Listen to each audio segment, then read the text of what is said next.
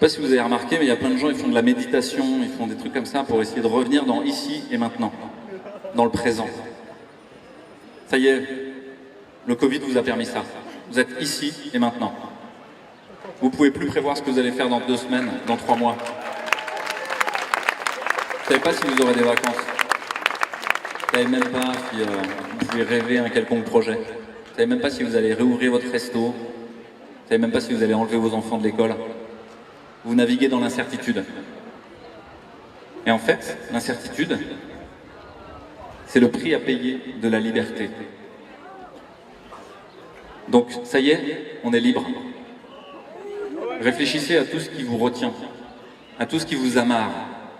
Moi, c'est un crédit au cul pour 30 ans, pour la baraque. Ça veut dire que toute mon existence, pour les 30 ans à venir, est possédée par une banque.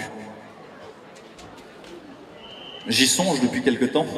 Il faudrait peut-être rembourser ce prêt de manière définitive et clore le contrat. Je crois qu'il est temps de clore le contrat avec tous ceux qui nous tiennent, avec tous ceux qui nous empêchent de rêver un autre futur, un autre monde. Ils sont nombreux à essayer de nous asservir, tous les contrats qu'on a. Et là, c'est le printemps. C'est le moment du grand ménage de printemps. On va rentrer dans nos maisons et on va sélectionner ce qu'on doit garder et ce qu'on doit jeter. Parfois, c'est dur. Il y a des vieux souvenirs qu'on ne veut pas lâcher. Vous ne voudrez pas jeter cette photo-là ou cet objet-là. Puis l'année d'après, il est encore là, toujours aussi inutile. On le garde quand même. Et on accumule, on accumule. On accumule tellement qu'on a une crise d'asthme, qu'on n'arrive même plus à respirer. Alors respirez un grand coup et jetez tout ce que vous devez jeter. C'est ce moment-là qui nous arrive, c'est que cette crise, elle est là pour nous poncer jusqu'à l'os. Elle est là pour gratter toutes les choses inutiles, enlever toutes les scories. Et les gens qui se sont réveillés en premier, c'est peut-être qu'ils n'avaient pas beaucoup de scories. Les gens qui se sont réveillés en second, c'est peut-être qu'ils en avaient un peu plus. Les gens qui sont encore endormis, c'est qu'ils en ont énormément à purger. Laissons-les les purger jusqu'au bout. Et encore une fois, soyons les gardiens du vivant. Prenons soin du vivant à l'intérieur de nous, qu'on ait encore des rêves, qu'on ait encore de la joie, qu'on soit encore capable d'imaginaire, de créativité. L'autre jour, je discutais avec un artiste très connu. Je commence à discuter avec des gens connus. C'est rigolo, ça m'était pas arrivé avant. Et cet artiste très connu, il m'a dit, ça fait 1 an que j'ai pas écrit une chanson. Et il est venu dans mon bureau, alors j'étais de garde, et il m'a dit, ça y est, j'ai écrit une chanson. Je te la fais écouter. Et on s'est serré dans les bras l'un de l'autre, en fait. Que juste ce moment-là, de pouvoir retrouver de la créativité, de pouvoir re-rêver à nouveau, en fait, c'était une libération énorme. Et donc aujourd'hui, il y a plein de gens qui viennent me voir avec tout ce qui frotte, tout ce qui les retient, tout ce qui les amarre, toutes leurs difficultés à lutter contre. Et je ne sais pas quoi leur dire. La seule chose que je peux leur dire, ça me rappelle Spinoza. Spinoza, c'est quelqu'un qui a écrit l'éthique, et il parle des émotions positives et négatives, des émotions tristes et des émotions joyeuses. Et qu'il y a des choix dans la vie, des moments où il faut suivre certains chemins et en abandonner d'autres. Et qu'en fait, on a une boussole intérieure. Cette boussole intérieure qui nous dit par où il faut aller, c'est la joie. Quand c'est facile, quand ça fait sourire, quand ça fait rigoler, c'est là qu'il faut aller. Et Réinfo Covid, c'est une aventure joyeuse. On n'arrête pas de rigoler. C'est vraiment un moment très léger, où tout devient de l'humour. À la fin, le spectacle de nos politiques est grotesque, dérisoire.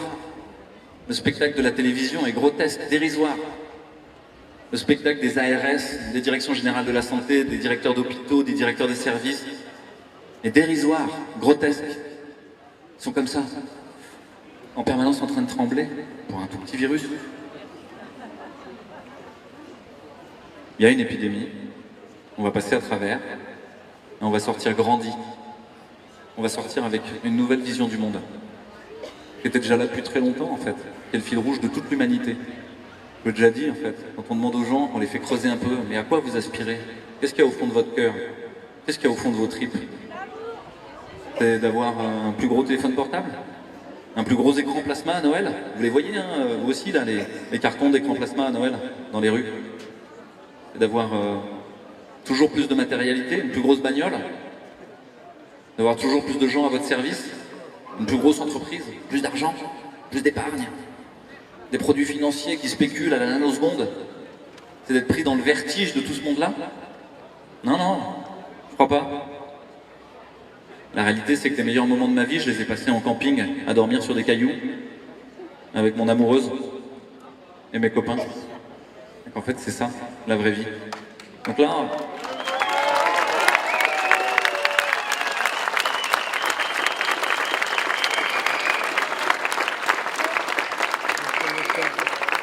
Là, peut-être que vous pouvez imaginer ça. On est tous en camping. Il y a quelqu'un qui m'a dit qu'il vivait dans son camping-car. Il avait quitté Paris. Parce que Paris, c'était invivable. Et c'est invivable. Pour ceux qui ne sont pas allés récemment, je peux vous raconter, mais dans le métro, les gens, ils sont verdâtres. Ils ont peur les uns des autres. Ils sont comme ça. Puis il y a un haut-parleur qui crache toutes les minutes 30 qui dit « Mets ton masque au-dessus du nez. C'est pour ton bien. Sinon, c'est 35 €. Dans toutes les langues. Et vous avez l'impression d'être sur la place de Lhasa, au Tibet. Parce que vous vous souvenez de ces images où on voit des moines qui essaient de prier. Il y a la propagande chinoise qui hurle, qui leur hurle dans les oreilles, toute la journée. C'est ça qui se passe à Paris. Et tout le monde est verdâtre, malheureux, triste, suicidaire. Et malade. Et les gens se tirent. Et c'est extrêmement sain. Donc en fait, la maladie est là pour nous guérir. La crise est là pour guérir notre monde et pour nous guérir de cette société malade et pervertie. Ça peut paraître un peu paradoxal, mais c'est une chance. Et je le crois vraiment. Moi, j'ai jamais été aussi heureux, jamais été aussi joyeux. Je suis content d'être avec vous aujourd'hui. Je suis ici et maintenant, j'ai pas de projet.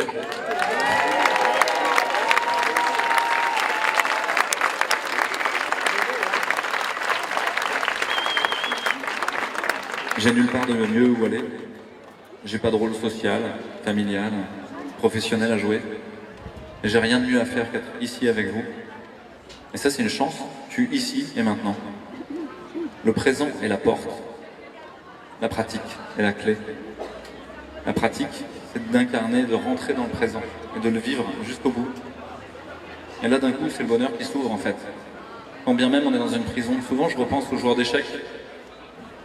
Un livre où il y a un type qui est emprisonné et il joue aux échecs toute la journée, dans sa tête. Et c'est comme ça qu'il tient. Bah là, ça tombe bien, on est emprisonnés tous ensemble et on peut jouer à plein de jeux différents. Je vous invite à ouvrir plein de possibles dans les jeux. Le jeu de rejoindre les collectifs, le jeu de rassembler les collectifs, de trouver leurs interfaces, le jeu de les aider à reprendre le pouvoir, le jeu de changer de système monétaire et de créer des monnaies locales, le jeu de vous remettre en amitié avec les policiers municipaux, les CRS.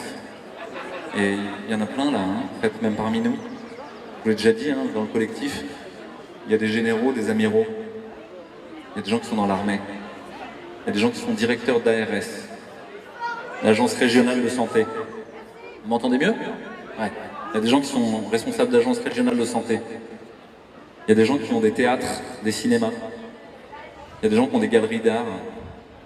Il y a des gens comme moi, comme vous, qui ont juste leur vie. Et c'est déjà super. Donc en fait, la réalité, c'est qu'on est en train de faire une société à l'intérieur de la société. C'est comme un arbre qui est en train de s'effondrer, et il y a un autre arbre qui est en train de pousser à l'intérieur. Et c'est nous qui faisons ça. C'est magique, c'est un peu miraculeux. Et en fait, on est extrêmement puissant. On est faible que si on est seul. À partir du moment où on est en lien, tout change. Mettez-vous en lien. Je vous propose de jouer à un jeu, si vous avez envie. C'est de l'hypnose, ça. En hypnose, on dit « ne pensez pas à une girafe ». N'allez pas casser des antennes 5G. C'est une blague. Quand ça passera dans les médias, c'est une blague. Donc ne pensez pas à une girafe, c'est ce qu'utilisent les médias en permanence, vous savez. Quand je vous dis ça, en fait, vous pensez à une girafe. Mais si vous avez envie, je vous propose de trouver quelqu'un juste à côté de vous et de plonger votre regard dans le sien. Juste de faire un duo comme ça. De vous tourner l'un vers l'autre et de regarder dans les yeux de quelqu'un, en direct. Si vous avez envie, vous n'êtes pas obligé. Et de regarder ce que ça fait. Juste de se regarder dans les yeux. Vous mettez à la bonne distance et vous regardez ce que vous voyez dans le cœur de l'autre, dans le regard de l'autre.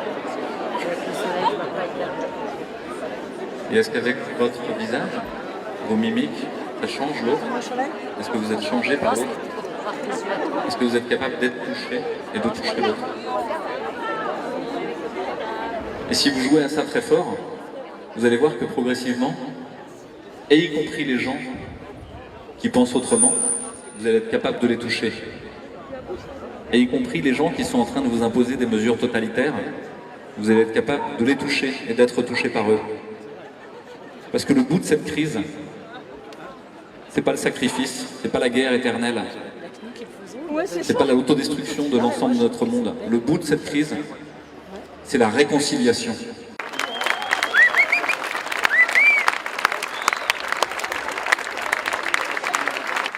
Et se réconcilier, ça n'exclut pas le rapport de force. Au contraire. C'est la différence entre la guerre et le combat. La guerre, c'est l'annihilation de l'ennemi. La guerre, c'est ce qu'est en train de faire ce gouvernement sur son pays. La guerre, c'est ce qu'en sont en train de faire tous les gens qui sont devenus des SS et qui vous disent dans la rue « Mets ton masque, c'est pour ton bien, tu nous mets en danger !» Tous ces gens qui ont peur. C'est la guerre. Ils cherchent à vous annihiler. La guerre, c'est ce que fait les médias. Ce que font les médias, pardon. C'est désigner des ennemis. Que vous soyez d'extrême gauche, de centre, de droite, d'extrême droite. Que vous ayez discuté avec Gérard, Machin, Robert. Que vous soyez anti-vax. Que vous soyez conspirationniste, que vous soyez complotiste, que vous soyez rassuriste. Que vous soyez ce que vous voulez, en fait. À la fin, vous êtes l'ennemi. Les médias jouent à ça. Parce qu'ils pensent qu'en désignant l'ennemi, ils pourront rassurer les gens et les faire se tenir ensemble. La réalité, c'est que le combat, c'est autre chose. Le combat, c'est d'accepter de danser avec l'adversaire. D'accepter de mettre les mains sur son kimono et qu'il mette les mains sur votre kimono.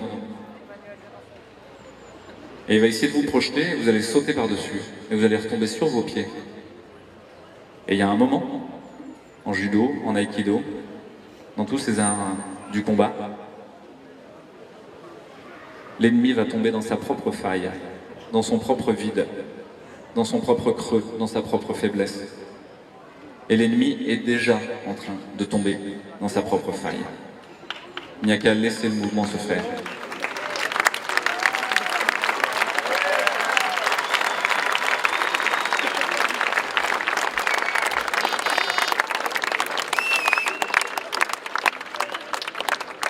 Un dernier message, avant de laisser la parole.